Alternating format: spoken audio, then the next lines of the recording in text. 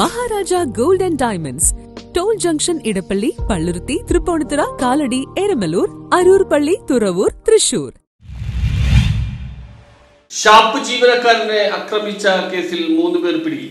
ഷാപ്പിൽ അസഭ്യം പറയരുതെന്നാവശ്യപ്പെട്ട് ജീവനക്കാരനെ ആക്രമിച്ച കേസിൽ 3 പേർ പിടിയിലായി. കിഴക്കമ്പലം താമരച്ചാൽ കാച്ചപ്പള്ളി വീട്ടിൽ ഐവിൻ ബേബി 27, മാറമ്പള്ളി പൈനാത്തുകുടി ശാരദ് ശങ്കർ 26, സൗത്ത് വാഴക്കുളം പട്ടേത്ത് വീട്ടിൽ ശ്യാംകുമാർ 34 എന്നിവരെയാണ് പെരുമ്പാവൂർ ASP പ്രത്യേക അന്വേഷണ സംഘവും തടിയിട്ടപ്പറമ്പ് പോലീസും ചേർന്ന് പിടികൂടിയത്. കഴിഞ്ഞ 3 വൈകിട്ട് കിഴക്കമ്പലം മുറിവിലങ്ങ് ഷാപ്പിലെത്തിയ പ്രതികൾ ഷാപ്പിൽ അസഭ്യം പറഞ്ഞു. അസഭ്യം പറയരുതെന്ന് പറഞ്ഞ ഷാപ്പിലെ ജീവനക്കാരനെ ആക്രമിക്കുകയായിരുന്നു.